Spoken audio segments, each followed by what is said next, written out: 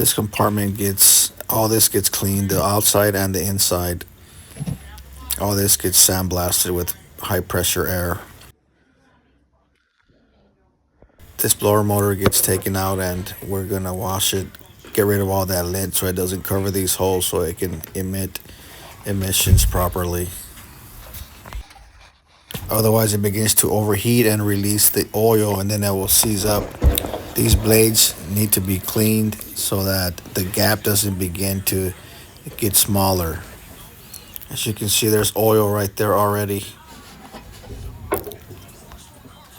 The ductwork is very poor, very old, needs to be replaced, but as long as they're getting air, I think they're good. Insulation also needs to be replaced. Ductwork should look something like this right here.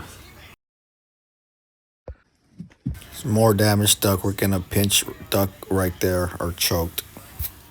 I will release some tension off of it if you guys approve the job. If this system is safe to use, this light will stay on. If it gets blown out, then that means there's a cracked heat exchanger.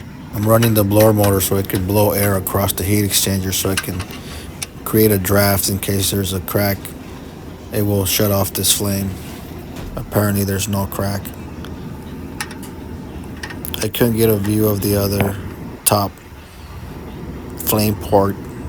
There you go, right there. At least we know that there's no carbon monoxide that will be entering the home. We're gonna redo all these electrical connections. Apparently this switch is bad because they had to bypass it. I'm gonna spray disinfectant cleaner throughout this whole ductwork system while the blower motor is on so it can push it through the whole system. Get rid of any bacteria that might be in there. This is the inducer motor that carries all the carbon monoxide out of here. This is the gas valve.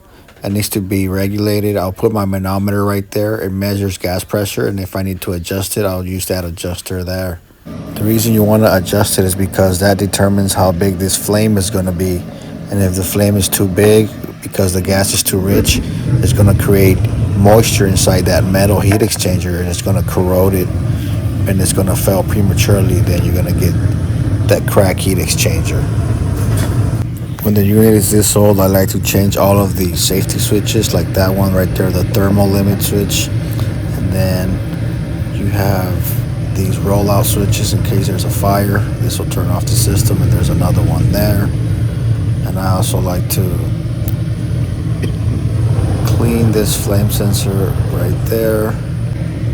And if you guys are interested in that, I can order those parts. Just let me know. They're all safety switches. This gas line does not have a sediment trap. It should look something like this. So if this gas line is carrying any sediment or debris, it'll go up, down into that sediment trap instead of going inside the unit and into the gas valve. Right now, if the gas line is carrying any debris, it's going to go straight into that gas valve right there and it'll malfunction. This is just for my use in case you guys are interested in ordering any of those safety switches. With this information, I can order them online, get them delivered, and install them anytime you want.